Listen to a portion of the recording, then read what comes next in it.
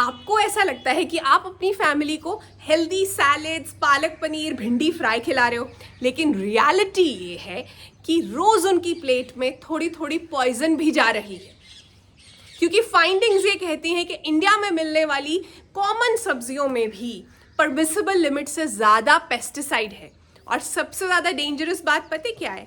ये पेस्टिसाइड सब्जियों की सरफेस, सतह पर ही नहीं है, सिर्फ सिस्टम के अंदर, उनके अंदर तक जा चुकी है। तो फिर वो हल्दी वाला पानी, बेकिंग सोडा वाला पानी, वो सब में धोने से सतह की थोड़ी बहुत दवाई उतर जाएगी, अंदर से निकाली नहीं जा सकती। आज की वीडियो में मैं आपको हेल्प करूंगी आपके घर का ऑर्गेनिक डिफेंस मैकेनिज्म बनाने में। तो हम सिर्फ गार्डनिंग की बात नहीं करने वाले हैं इस वीडियो में, और मैं आपको ये भी बताऊंगी कि किस तरह से आप मंडी के पेस्टिसाइड से उठकर अपने टेरेस या बालकनी के पेस्टिसाइड फ्री सब्जी वाले सिस्टम में आ सकते हो। तो नमस्ते, सलाम और सत श्री अकाल। मैं हूं चेतना गेट माय हार्वेस्ट से। कैसे हैं आप सब? आशा करती हूँ सब बढ़िया है। कुछ गड़बड़ है तो जल्दी से ठीक हो जाएगी। अगर आपको अपनी फैमिली की हेल्थ की फिक्र है तो वीडियो लास्ट तक देखना। सबसे पहला क्वेश्चन, अगर आप पेस्टिसाइड वाली सब्जियों को अवॉइड करना चाहते हो और अपनी टेरेस या बालकनी में ऑर्गेनिक सब्जियां, पेस्टिसाइड फ्री सब्जियां उगाना चाहते हो, तो आपका सबसे बड़ा दुश्मन कौन है? बताओ। पेस्ट्स, यानी हानिकारक कीट पतंगे। अब होता क्या है, लोग कोई भी बॉटल उठाते और स्प्रे कर देते हैं इनके ऊपर, ये बिना जाने समझे कि ये है क्या चीज, ये कौन सा वाला दुश्मन है। दुश्मन भी तरह तरह के होते हैं ना। सबसे पहले मीली बग्स, ये जो कॉटनी सी चीज आपको दिखती है ना, ये मीली बग्स होते हैं और इनके ऊपर ना एक प्रोटेक्टिव कोटिंग होती है, वैक्सी सी। तो इसका मतलब क्या है, अगर आप वीक स्प्रे करोगे या पानी डालोगे ना, तो ये हिलते भी नहीं है। इनका काम क्या है, जो जो जॉइंट्स है ना, जहाँ से नई ब्रांच आ रही है, कोई नया शक्कर आ रहा है, कोई लीफ का नोड है, वहाँ से ये जूस सक करते हैं। प्लांट जो है ना धीरे धीरे से वीक होना शुरू हो जाता है और फिर मर जाता है। अब दूसरे मेजर दुश्मन कौन है? Green black sapsuckers, aphids. आपने अक्सर देखे होंगे प्लांट्स पर, इनके कारण लीफ कर्ल हो जाते हैं। बेसिकली ये प्लांट का ग्लूकोज चुराते हैं, फिर एक वो स्टिकी हनी ड्यू बाहर आता है, उस पर फंगस लग जाती है, प्लांट धीरे धीरे मरना शुरू हो जाता है। मॉनसून का टाइम, गर्मियों का टाइम जो है, हाई ह्यूमिडिटी वाला जब टाइम शुरू होता है, तो वो इनका पार्टी टाइम शुरू हो जाता है। अगर आप अप्रैल से सितंबर तक गार्डनिंग करते हो ना अपनी बालकनी, टेरेस या गार्डन में, तो आपको ये वाले दुश्मनों की साइंस ज़रूर अच्छे से समझ लेनी चाहिए। गेट माई हार्वेस्ट फैमिली, आप में से कुछ लोग ऐसे हैं जिन्हें नेचर व्लॉग्स पसंद है, स्लो मॉर्निंग्स, पंछियों की आवाज़ें, तितलियाँ, फूल पसंद है ना, तो आपके लिए एक अलग चैनल है, चेतना भल्ला व्लॉग्स। वहाँ पर भी वीडियोस देखना शुरू करो, कमेंट्स करो। वहाँ के व्लॉग्स थेरेपी जैसे हैं, ऐसा कमेंट्स में लिखते हैं। चेतना भल्ला व्लॉग्स का लिंक मैं डाल दूंगी पिन कमेंट में। वो है हेरी कैटरपिलर। ये स्पेशली इस टाइम से शुरू हो जाता है, ऑलमोस्ट आप कह लो अप्रैल से लेकर 1-1.5 महीने के अंदर ही ये बहुत बुरे हाल कर देते हैं प्लांट्स के, और फिर दोबारा सितंबर एंड में आते हैं, अक्टूबर एंड तक बहुत से प्लांट्स खा जाते हैं। बहुत ही हार्डी है इनका, जो आप अगर ये गलती से क्रश भी हो जाए तो आप देखोगे ग्रीन कलर का इनका जो है अंदर से खून निकलता है। बहुत ही वियर्ड से मुझे ये लगते हैं और बहुत डिस्ट्रक्शन करते हैं गार्डन्स में। तो ओवरऑल अगर ये 3 दुश्मन है मेजर गार्डनिंग के, हमें इन्हें टैकल करना है ना, तो क्या करना है? सबसे पहले तो इनकी प्रोटेक्टिव शील्ड को तोड़ना है, वो जो कवच है ना इनका, सुरक्षा कवच, वो तोड़ना है। दूसरा, इनके सिस्टम को डिस्टर्ब करना है बिना हानिकारक कीटनाशक से, पेस्टिसाइड से।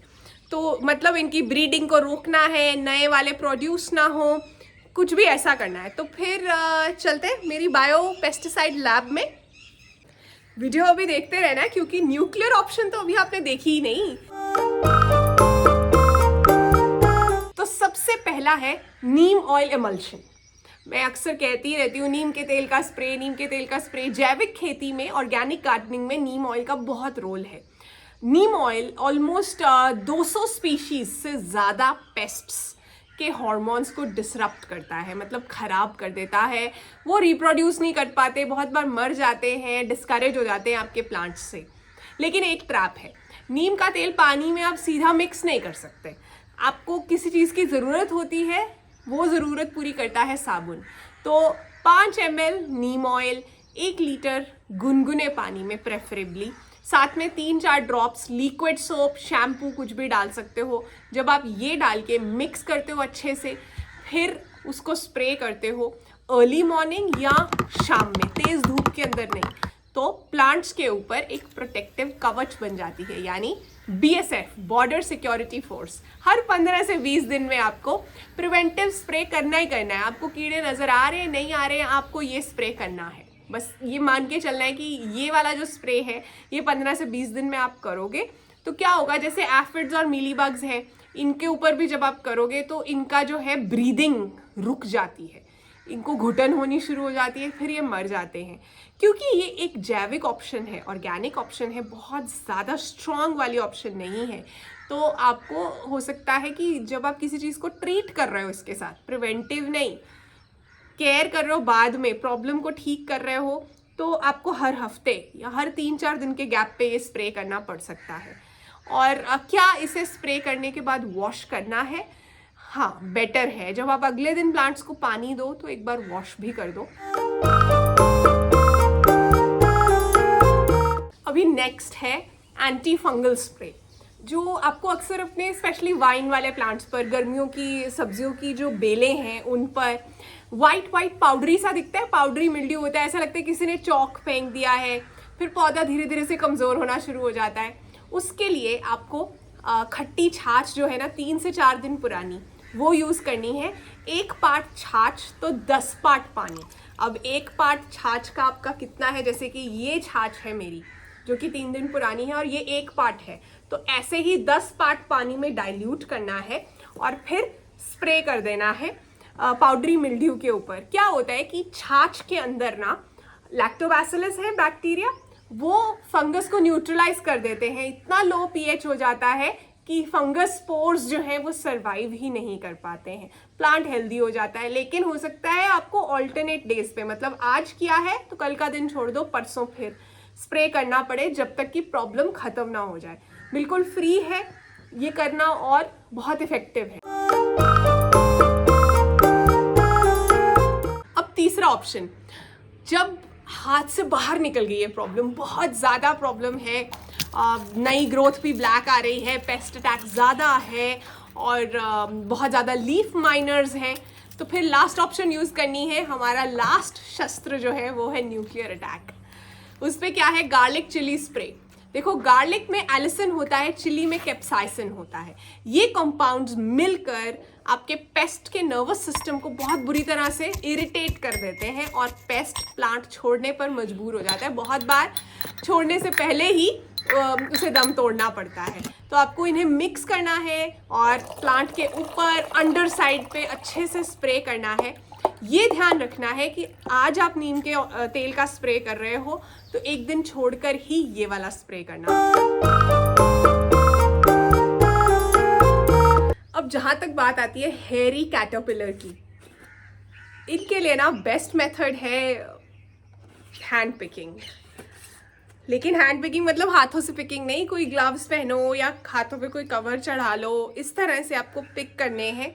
और क्या है कि इनका लाइफ साइकिल बहुत फास्ट है, मतलब रिप्रोडक्शन बहुत जल्दी होती है। तो आपको देखने हैं कि हो सकते हैं कुछ नेस्ट दिख जाए, इनके वेब बने होते हैं, जाले जाले लगे होते हैं ट्रीज़ के अंदर या बुशेस के अंदर। एग्स दिख जाएं, क्लस्टर ऑफ एग्स, वो डिस्ट्रॉय कर दो, नमक वाला पानी डाल दो या अपना नीम के तेल वाला जो है वही वाला पानी डाल दो। अब हम बात करते हैं संडे ऑडिट की। संडे का एक रूटीन होना चाहिए। गार्डनिंग कोई लक का गेम नहीं है, डिसिप्लिन का गेम है। आप जब सुबह की अपनी ड्रिंक के साथ, आई होप कि खाली पेट वो ड्रिंक चाय कॉफ़ी नहीं है, आप उस ड्रिंक के साथ जब घूम रहे हो अपने किचन गार्डन में, अपनी बैल्कनी में, टेरेस पर, तो आपको इंस्पेक्ट करना है प्लांट्स को और मेंटली नोट कर लेना है। इंस्पेक्ट कैसे करना है, लीव्स के अंडर साइड पे भी देखना है, वहाँ पे अक्सर पेस्ट छिपे होते हैं। तो आपको नोट कर लेना है कि ओके मुझे यहाँ ज़रूरत है अपना वेपन यूज़ करने की। फिर उसके बाद अपना स्प्रे बनाकर आपको ले आना है और यूज़ करना है। नीम ऑयल का स्प्रे प्रिवेंटिव है, BSF है, हमारी बॉर्डर सिक्योरिटी फोर्स।